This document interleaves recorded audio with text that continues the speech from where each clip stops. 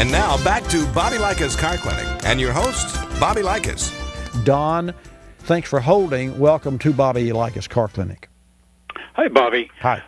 I've got a 2001 Chevy Impala, Okay. and I get this knocker in the steering wheel, and the mechanics around here or something said, you got to live with that. We've tried to repair it, and it comes right back, and it just doesn't seem logical to me that Chevrolet hasn't solved that problem. Well, the irony of your call, I had 3 or 4 weeks ago, a lady called me from Binghamton, New York, who had an '06 Impala that had some noise underneath the chassis, and she took it to her dealer there, and they said, well, they all do that, and she wanted my opinion, and I said, well, if they all do it, then look on their car lot and find a car that's the same year as yours and go drive it, and see if it does it. And or did your car always make that noise?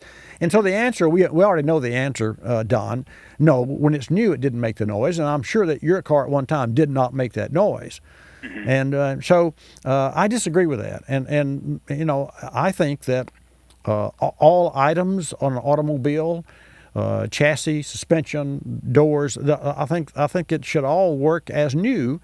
And I know that as a car ages, there's more and more attention required, and there's some aches and aches and pains and rattles and shakes that occur. However, having said that, I truly believe that with your vehicle, the rack mounts and the sway bar ends. They're like tie rod ends, or sway bar bushings. There's definitely a wearable. There's definitely either a rubber or a fabric, or even a steel joint, like a ball joint, that is worn and can be replaced. I would just ask you this, and I would. Do you think that my car, I would live with that? And if so, I think you should ask the individuals that told you that they all do that, or that's normal. Ask them if they would live with that, because it's like going to a doctor and say, I've got a pain in my right knee. Oh, don't worry about it. Or I got a pain in my chest. Well, it'll go away. So, and I'm not being facetious. I'm just telling you that there's only one standard, and I know that not everyone wants their car to be perfect, and there's nothing perfect, but it can be darn close.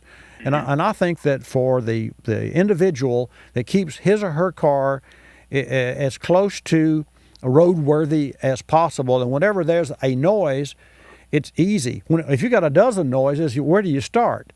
So if you keep that list short, then it's easier to fix that list being what the car needs to have done. So I said all that to say this. I totally disagree with the answer that you got, and I suggest you get a second opinion.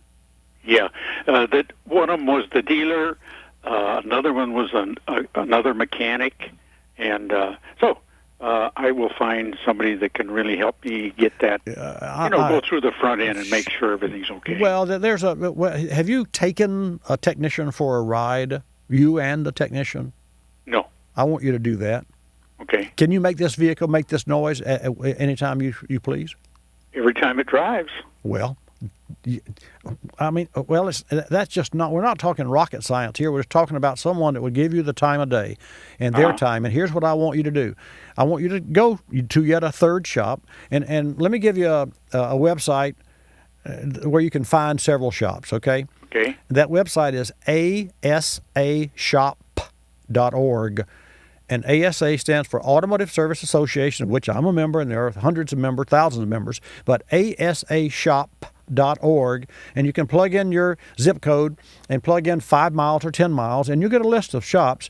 And you can just, so before you leave your home, call a couple or three of the shops. Don't ask for prices. Just ask them, talk with them, and just see how willing they are to spend time with you on the phone. Not that they can fix your car on the phone, but you'll get a sense, you get that inner sense, Don, of somebody that gives a darn.